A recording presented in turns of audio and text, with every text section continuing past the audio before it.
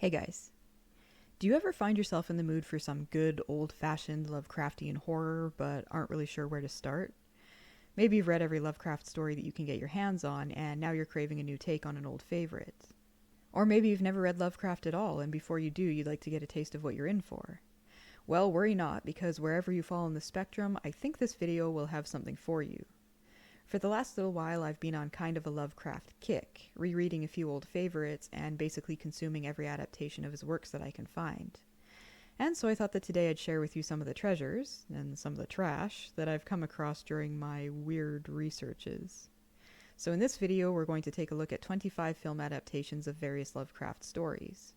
I'm going to be giving each of these films a rating, and the criteria that I'm going to be using is fairly simple. The more enjoyable the movie is, and the more Lovecraftian the story feels, the higher the rating will be.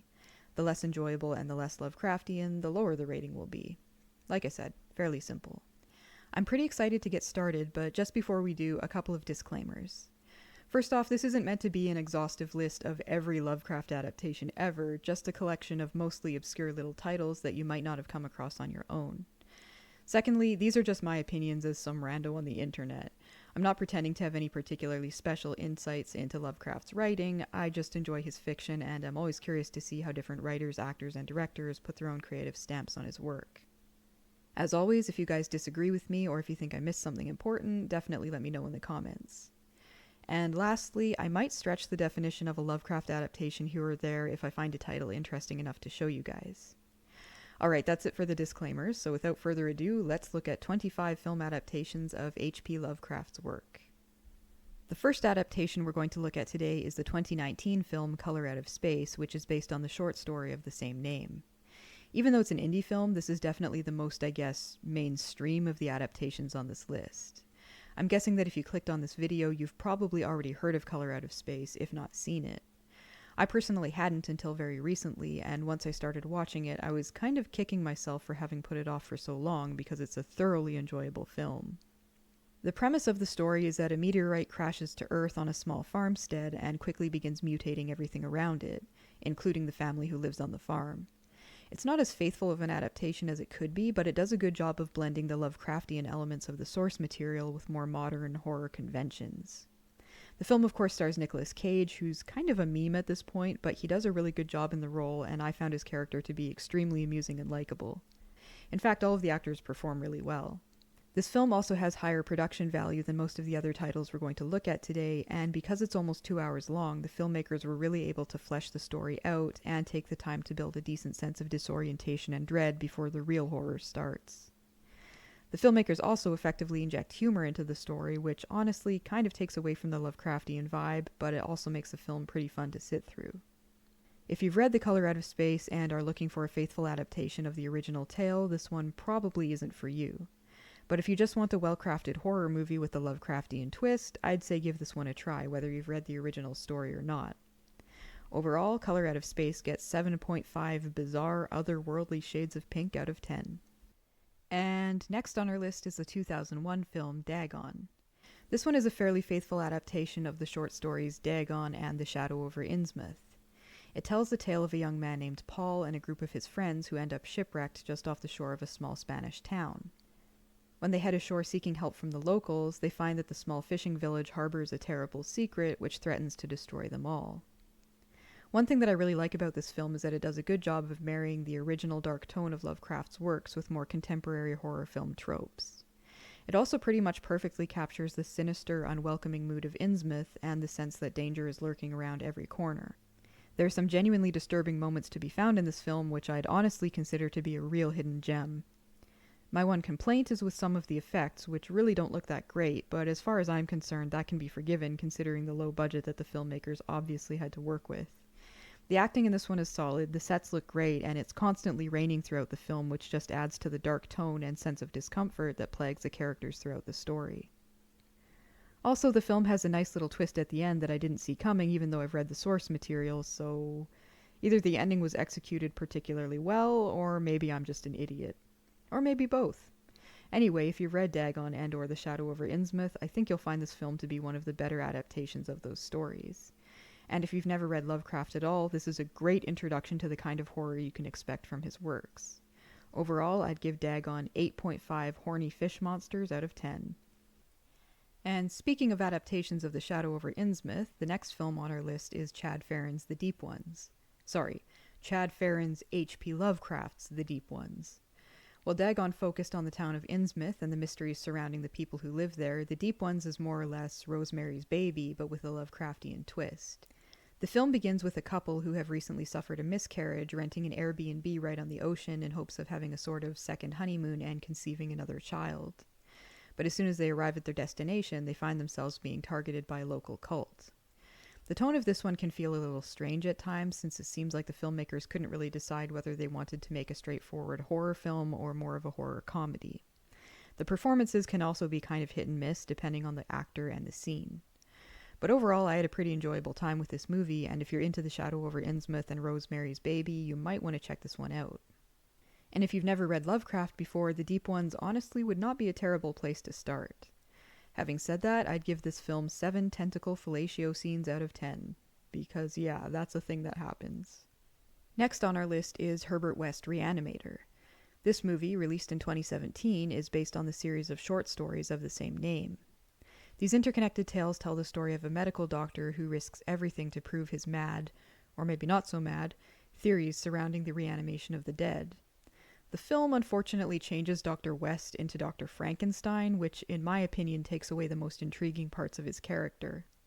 Victor Frankenstein, at least in the book, was a man driven by grief who was desperate to conquer death for the sake of those he loved.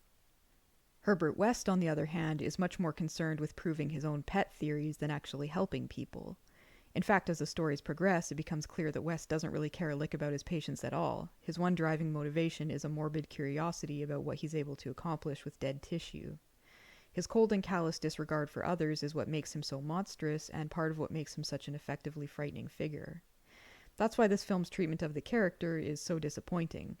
The filmmakers have turned West into a grieving father whose daughter was killed in a car accident. Crushed by grief, he develops a serum to bring her back from the dead, but with horrifying consequences. It's part Lovecraft, part Pet Sematary, with themes of death and letting go. But the whole film has so little to do with the source material that it might as well be its own original story. Although if that were the case, I guess the filmmakers wouldn't be able to capitalize on the Lovecraft name. As an adaptation of Lovecraft's work, it's not the best, but I wouldn't call it the worst either. The acting is actually pretty good, and I did leave the film feeling kind of creeped out. So if you really love a mad scientist horror story and you're not too picky about it being Lovecraftian, you might get some enjoyment out of this film. But if you've read the Herbert West short stories and you're looking for a faithful adaptation of those works, unfortunately this one isn't going to give it to you. Overall, I'd give Herbert West Re-animator 5 dead daughters out of 10. And if you're not quite sick of Herbert West adaptations, our next entry is the 2003 film Beyond Re-animator.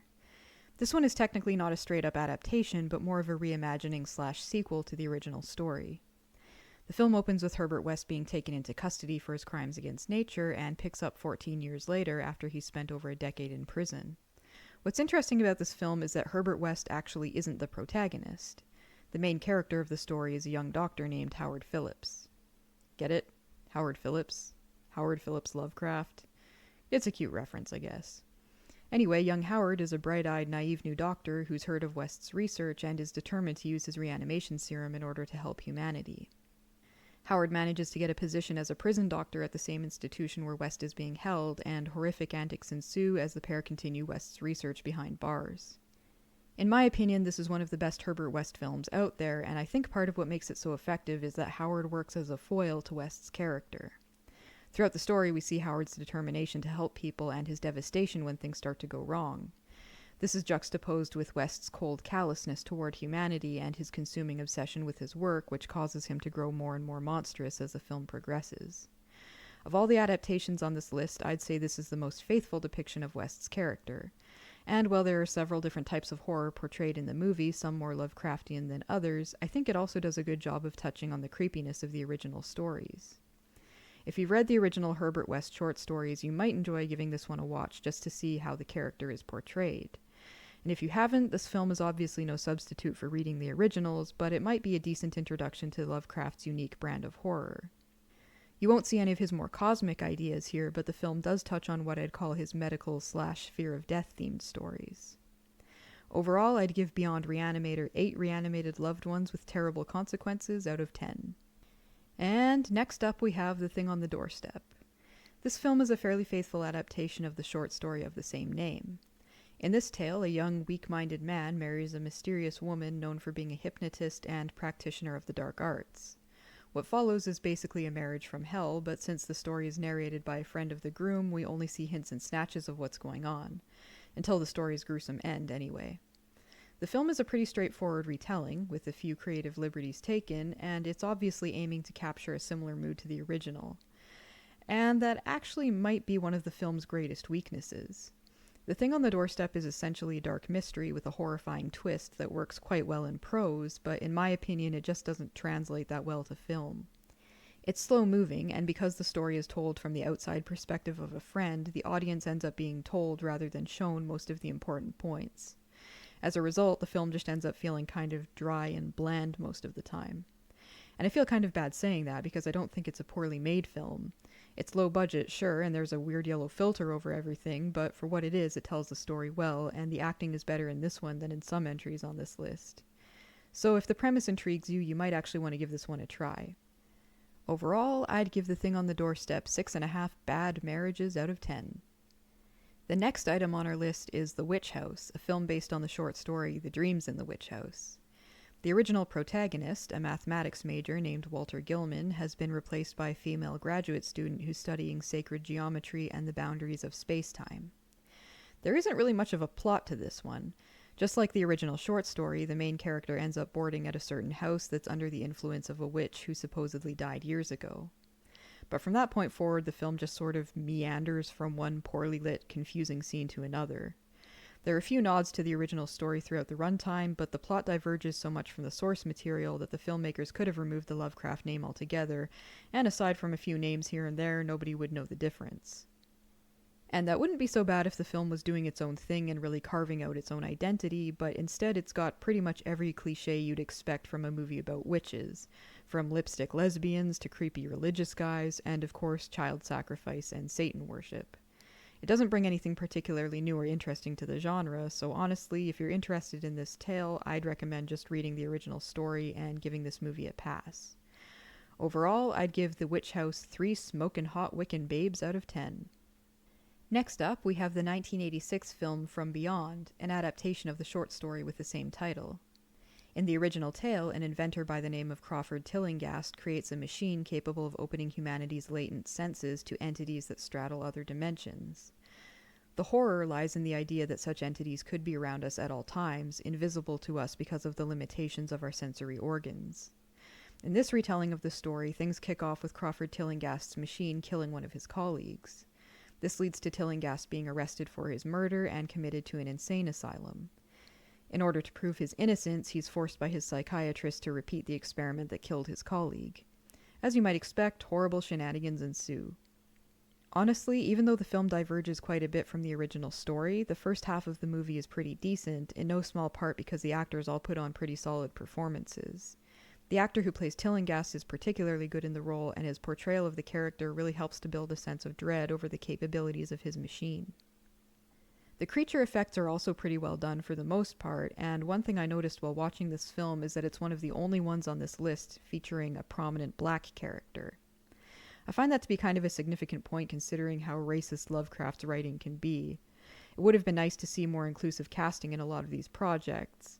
And you might be thinking, well, Lovecraft primarily wrote stories centered on white men, so these adaptations are really just being true to the source material. But in pretty much every adaptation on this list, the creators managed to write or find roles for women, and Lovecraft only very rarely included women in his work. So I don't see why it would have been such a problem to be a bit more inclusive in other areas as well. But returning to the film at hand, while I did like the beginning of From Beyond, the second half of the movie started to drag a bit, though in general it did at least feel decently Lovecraftian. If you've read From Beyond, you might get a kick out of seeing this adaptation, and if you haven't, well, it's not a terrible movie by any means, and there's enough exposition on Crawford Tillinghast and his machine that you'll never feel lost. So I think there's a little something here for everyone. Overall, I'd give this one 7 enlarged pineal glands out of 10. Our next entry is titled The Resonator, Miskatonic U, and is another film loosely based on the short story From Beyond. In this one, Crawford Tillinghast is the son of the inventor, working to finish the machine that his late father built just before his death. After completing his father's invention, he invites a number of his classmates from Miskatonic University over to witness its effects. Things go about as smoothly as you'd expect after that. It's not the best adaptation out there, but it does at least have a higher production value than most of the other films on this list, and it's always nice to see a film set at Miskatonic University. For the most part, the actors give pretty decent performances, and since the movie is only about an hour long, it never drags. Also, the ending was pretty decent and does a good job of leading into the film's sequels. And speaking of the sequels, our next two films serve as direct follow-ups to the previous entry. Titled Beyond the Resonator and Curse of the Re-animator respectively, these two films shift the focus from Tillinghast's invention to the character of Herbert West. I've grouped them together here because each one of these films is only about 45 minutes long, and neither one really stands alone as its own story. The first of the two, Beyond the Resonator, introduces a demon offspring of Cthulhu who's hell-bent on gaining access to our reality. It also introduces Herbert West and his reanimating serum, which he works to perfect over the course of the movie's runtime. In the third and final installment, Curse of the Re-animator, the Tillinghast and Herbert West plots converge to give us the trilogy's conclusion. Both of these films take a more comedic approach to the story than the first film did, and honestly, I appreciated the shift in tone. I do generally prefer horror stories with a darker, more serious atmosphere, but to be honest, the Tillinghast plot starts to get a bit dry after the first movie, so it was refreshing and actually pretty enjoyable to see the segments with West being played more for laughs. I think my one big gripe with the trilogy is the ending. For the sake of spoilers, I won't give it away, but what I will say is that it really is not the type of ending that you'd expect or necessarily want from a Lovecraft-inspired story. Still, if you've read From Beyond and the original Herbert West stories, you might get some enjoyment from these films. They're fun and campy, and the performances are decent, especially from the actor who plays West. And if you have not read the original stories, well, this trilogy is definitely no substitute. But it is still decently enjoyable, and enough is explained to the viewer that you won't feel lost, so maybe give it a go. Overall, I'd give the Resonator trilogy 6 comedic corpse-related mishaps out of 10. And since we're on the topic of comedic interpretations of Lovecraft's work, our next entry is Chad Farron's The Old Ones. You might recognize the name Chad Farron from just a few minutes ago when I was discussing his previous film, The Deep Ones. And that's because this title is kind of an unofficial sequel to that movie. But whereas The Deep Ones was mostly an adaptation of The Shadow over Innsmouth and Dagon, The Old Ones is kind of an amalgam of a number of Lovecraft's stories, including not only The Shadow over Innsmouth, but also From Beyond, At the Mountains of Madness, and The Call of Cthulhu, among others. The plot centers around a man who is possessed by a great Old One for almost 100 years. Having recently been freed from the Old One's grasp, he sets out on a mission to correct the evils that he committed while under its control. But several members of a certain cult are determined to stymie his efforts. It's a campy little film with a lot of hammy, over-the-top performances that inject quite a bit of humor and fun into the mythos. If you've read Lovecraft's work, you might enjoy seeing the director's comedic take on the lore, and if you like silly B-movies, then you'll definitely have some fun with the performances in this one. It's part Lovecraft, part road trip comedy. But unfortunately, if you haven't read Lovecraft, this movie is probably going to leave you pretty lost, since it definitely assumes that the viewer is familiar with the source material. Overall, I'd give this one 6.5 Shoggoth attacks in the bathroom out of 10. Our next entry is titled Why Hans Wagner Hates the Starry Sky. And honestly, I'm not sure that this one should even be included on this list. It's an independent German film about a young man struggling with severe mental health issues, trying to navigate the landscapes of love and friendship. For the first half, or maybe 2/3, the story is just kind of your basic independent film about loners and outsiders. But eventually things start to get supernatural as a fairy appears to our protagonist and offers him a wish. After that, the Lovecraftian elements start to show up, but in my opinion, they're not executed all that well. In the first place, they kind of appear out of nowhere, which I think was actually the point. Like, the idea is that it's just a normal little story about a guy struggling to connect with the people around him, and then suddenly we're thrust into a Lovecraftian nightmare. And honestly, in my opinion, that's not a terrible premise for a film. But unfortunately, the execution is pretty clumsy, and so the Lovecraftian elements just end up being kind of vague and confusing, and they feel jarring and disconnected from the rest of the film. And not in a good way. It's definitely not the worst movie out there, and I'd rate it higher if I was just looking at this one film in a vacuum. I mean, we do get this amazing scene halfway through where the main character just breaks into song and dance about how happy he is, while a group of people we've never seen before just dance awkwardly behind him. so that was pretty enjoyable. But in the context of this list and judging it as a Lovecraft adaptation, I have to give this film 4 pill-popping, whiskey-guzzling social misfits out of 10. Next up on our list is a 2011 film, The Whisperer in Darkness, based on the novella with the same title. The original story tells the tale of a literature professor who becomes aware of rumors centered on strange creatures living in the Vermont woods. Although he initially dismisses the rumors, he later takes up correspondence with a man who claims that the creatures are real and are causing trouble on his farm. The professor ends up paying the man a visit with unexpected and dark consequences. This film is actually a decently faithful adaptation of the original story, with a few additions sprinkled in here and there. As I mentioned, it was released in 2011, but was shot in black and white to mimic the look of a vintage film. Personally, I quite liked this one. The actors' performances are uniformly well done, there are a few twists and turns along the way that feel very Lovecraftian, and generally it's just very obvious that the filmmakers had a lot of respect for the source material. I think my biggest complaint would probably be that the effects can be kind of hit and miss, especially toward the end of the movie. But that's something I can forgive, considering the fact that the same criticism could be brought against pretty much all of the films on this list. If you've read the original story, you might like this reimagining. And if you haven't read it, this is an excellent introduction to the tale and to Lovecraft's strange brand of science fiction horror. Overall, I'd give The Whisperer in Darkness 8 flying crabmen out of 10. Next up is our first adaptation of the Dunwich Horror. This is one story that I was very skeptical about being adapted to film, and this movie unfortunately didn't change my mind. Not completely, anyway. The original Dunwich Horror tells the story of an old family of witches called the Whatleys who attempt to use their dark magic to usher in the arrival of a powerful cosmic entity, essentially bringing about the apocalypse. The film tells more or less the same story, with quite a few creative liberties taken, but enough of the original tale intact to make it recognizable to Lovecraft fans. The plot kind of jumps all over the place, but the main story follows a skeptic named Walter Rice and his former girlfriend as they set out to find a complete copy of the Necronomicon in order to stop the Whatleys from achieving their goals.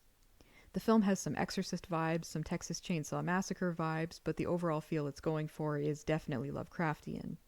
It's a low-budget movie with pretty cheesy effects that takes itself a little too seriously to be enjoyable most of the time. Because it's played so straight and it's padded out so much in order to make Lovecraft's original novella stretch into a feature-length film, there are some pretty long dry spells to be found here. The best part of the movie was probably the performances, especially from the actors playing Wilbur Whatley, Dr. Armitage, and Dr. Rice. But unfortunately, if you've read the Dunwich Horror, this movie probably isn't going to do much for you. And if you haven't read it, honestly, I don't think this is the best introduction to the story. I'd say skip it and just read the novella. Overall, I'd give this film 5 ancient horrors locked away in the attic out of 10. And speaking of adaptations of the Dunwich Horror, our next film is entitled Beyond the Dunwich Horror. It's actually not really an adaptation so much as a sequel story set generations after the events of the Lovecraft tale. The premise is that a young man ends up in a mental hospital in Dunwich, and our protagonist, his brother, has to solve the mystery of how he got there and why. I'm a little bit split on this one because I think on the one hand this is probably one of the worst made films featured in this video. But on the other, it does at least have one genuinely disturbing scene. The only problem is that the horror of that scene involves someone getting graped, which isn't exactly the type of horror that Lovecraft tended to go for.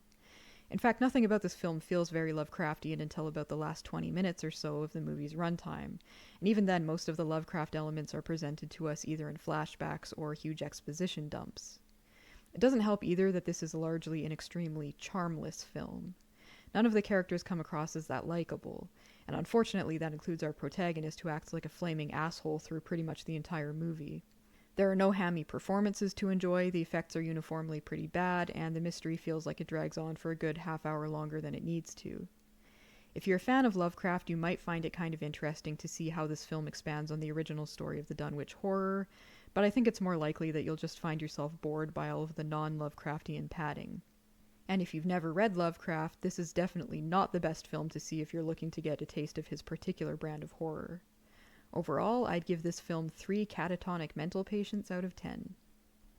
Alright, now we're getting into some anime. The next item on our list is Armitage III Poly-Matrix. And if you've ever seen this film or the OVA it was based on, I'm sure you're asking yourself what in the heck this title is doing in this video. Well, as it turns out, the individual who wrote the script for Armitage III has stated publicly that he was influenced by H.P. Lovecraft's The Dunwich Horror. Now, to be fair, I'm getting this information from a Wikipedia article, so who even knows if it's true. But the protagonist of the film is named Armitage, just like one of the main characters in the Lovecraft story.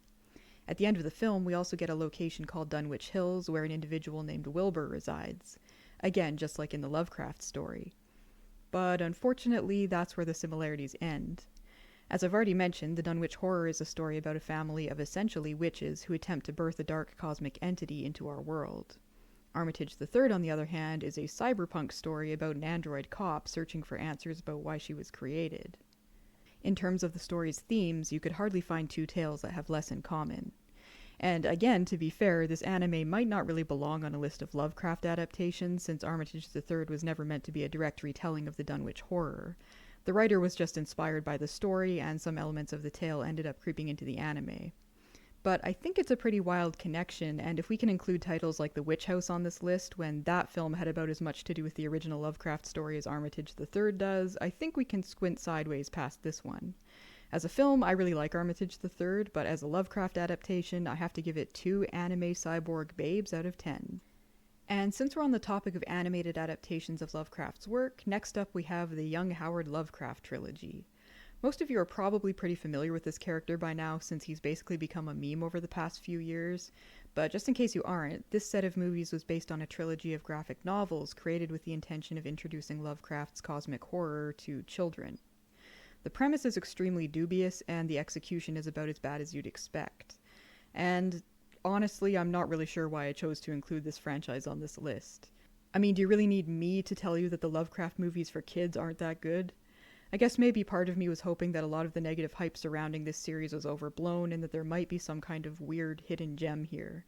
But sadly, my hopes were dashed. The Young Howard Lovecraft trilogy is really nothing more than a series of bland children's adventure stories crammed to the brim with references to Lovecraft's work that are only going to go over most kids' heads. The only positive point that I can think to make about these films is that the Tim Burton-style character designs look kinda neat. But the animation reminds me of old episodes of Reboot, and that's not a good thing. As for the story, I mean, do you really care? The plot follows a fictionalized version of young Howard Lovecraft who comes across part of the Necronomicon. Upon reading it, he's whisked away to a world of kid-friendly horrors.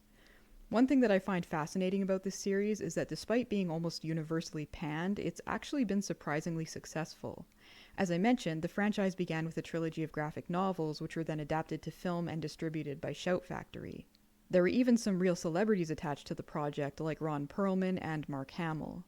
And in 2021, a virtual reality game called Miskatonic was released based on the Young Howard Lovecraft franchise. I was actually planning to make a whole video about Miskatonic since the game is free on Steam, but it's so broken that it's unplayable, and this is the best gameplay footage that I was able to capture. So yeah, a bizarrely successful franchise with an absolutely terrible premise. Overall, I'd give the Young Howard Lovecraft trilogy 1 domesticated ancient horror out of 10. The next item on our list is The Last Lovecraft, Relic of Cthulhu, a horror comedy with a strong emphasis on the comedy. Much like the Young Howard Lovecraft franchise, this film takes a more meta approach to storytelling than most on this list. The movie's premise is that all of the horrors that Lovecraft wrote about actually exist, and a cult of Cthulhu is attempting to awaken the slumbering alien god. In order to prevent Cthulhu's awakening, the last remaining member of Lovecraft's bloodline must protect a relic that serves as part of the key to Cthulhu's undersea prison. Unfortunately, Lovecraft's last remaining relative is a directionless slacker with no prior interest in or knowledge of his ancestors' writings. Comedic hijinks ensue as our protagonist and 2 of his friends head out on a road trip attempting to protect the relic. The film focuses most heavily on the Cthulhu mythos while taking a few pretty significant creative liberties and also referencing various other Lovecraft stories more or less in passing. It's not one of my favorites, but it's by no means a terrible movie. The acting is pretty decent, and strangely enough, this road trip boner comedy has some of the best production value of any film on this list. For a comedy, it could be funnier, but it did get a few chuckles out of me, so I'm not mad at it. It can get a bit tedious, though, if you've read Lovecraft's work, since the film goes out of its way to offer exposition on just about every Lovecraftian element in the story, which you're likely to already know. If you have not read Lovecraft, you might enjoy it a bit more. But either way, the comedic tone pretty much ruins any sense of a Lovecraftian vibe, so if that's what you're looking for, you might want to search elsewhere. Overall, I'd give this one 5 boner comedy road trips out of 10. And if you're looking for a more serious take on the Call of Cthulhu, you might want to check out the 2005 film of the same name. This one is a fairly straightforward retelling of the short story with some changes made here and there. The original tale tells the story of a man obsessed by the mysteries of a strange cult tied to a cosmic evil that may bring about the end of humanity. Since the original story was set in the 1920s, the film adaptation uses vintage filming techniques to produce the look of a movie made in the early 1900s. The filmmakers even went so far as to have all of the characters' lines fed to us via title cards, so there's no audible dialogue at all throughout the movie's runtime. It's an interesting little curiosity, and if you're into vintage films, this one is a real treat. But unfortunately, I think it may be a bit dry for most viewers. Still, it's only about 45 minutes long, so if your interest is piqued, I'd definitely say give it a try. I think you'll especially like it if you've read The Call of Cthulhu and are looking for a strange, dreamlike retelling of the story.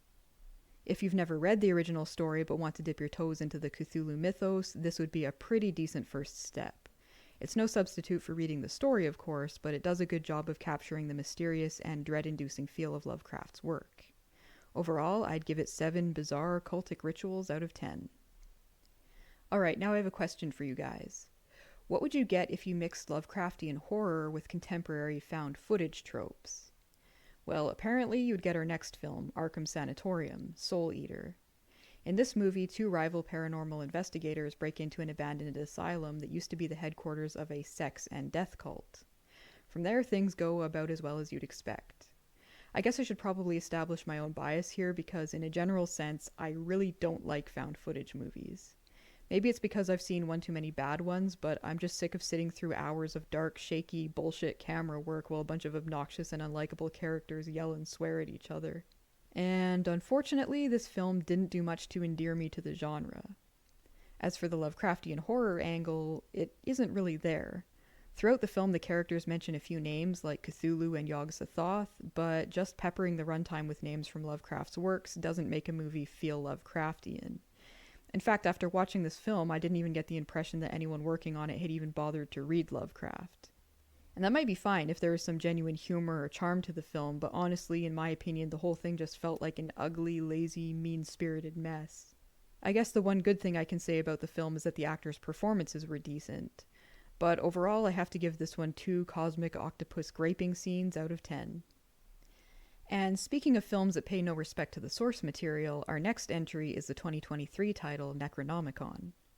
This one is hands down the worst of the bunch and pretty much the bare minimum of what can be considered a movie.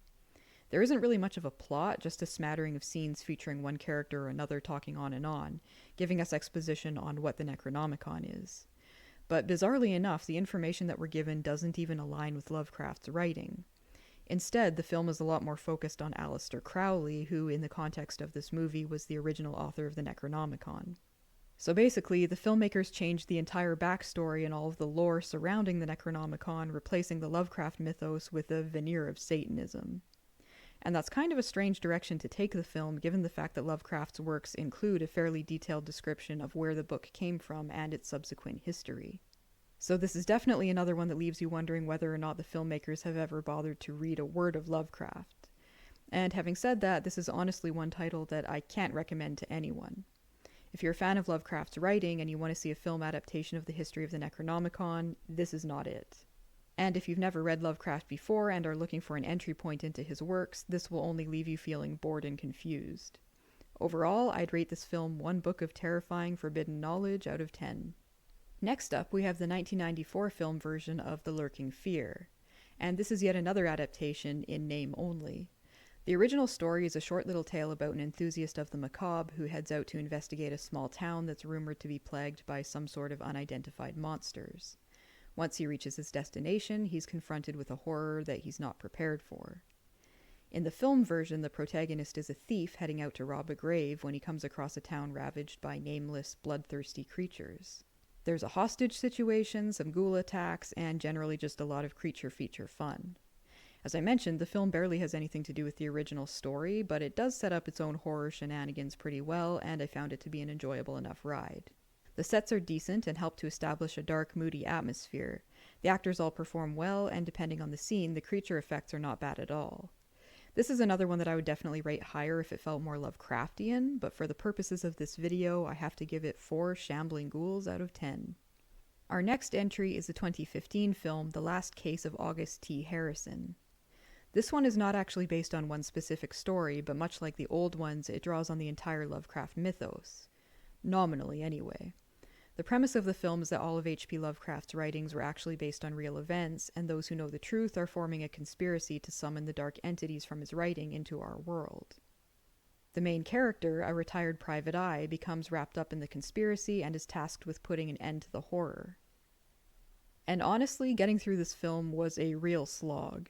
Most of the runtime involves the main character just sort of wandering around, either delivering voiceover exposition or having a tedious inner monologue. The premise is probably most similar to the last Lovecraft, Relic of Cthulhu, or the young Howard Lovecraft movies, each of which depict H.P. Lovecraft's writing as non-fictional works, warning against the horrors that exist all around us. But the experience of the movie is much more akin to Necronomicon, with there obviously having been maybe 30 minutes worth of material being stretched out to over an hour, resulting in a simple yet convoluted plot filled to the brim with all kinds of dry padding. It's not scary, it doesn't feel particularly Lovecraftian, and by the time I got done watching this one, I honestly just felt like I'd wasted an hour of my life. So yeah, suffice it to say, I wouldn't recommend this film to anyone. If you're a fan of Lovecraft's work, this movie is most likely going to leave you bored and maybe even a bit confused by some of the creative liberties taken. If you haven't read much Lovecraft and you're looking for a movie to serve as an entry point to his writing, almost any of the titles on this list would be better than The Last Case of August T. Harrison. Overall, I'd give it 2 boring boomers wandering around an empty set out of 10. Alright guys, it looks like we finally made it to the last adaptation on our list. The 1988 film The Unnamable, based on the short story with the same title. This one is a decently faithful adaptation of the original story, with some obvious creative liberties taken to stretch it out to a feature-length film. The original story tells the tale of 2 young men with opposing philosophical views. One of the pair believes that there are things in our world which are indescribable to humankind, while the other believes that anything can be classified and categorized either scientifically or through religion. The 2 decide to go to a certain house where a supernatural event is said to have taken place, and I'll leave it up to your imagination as to what happens next.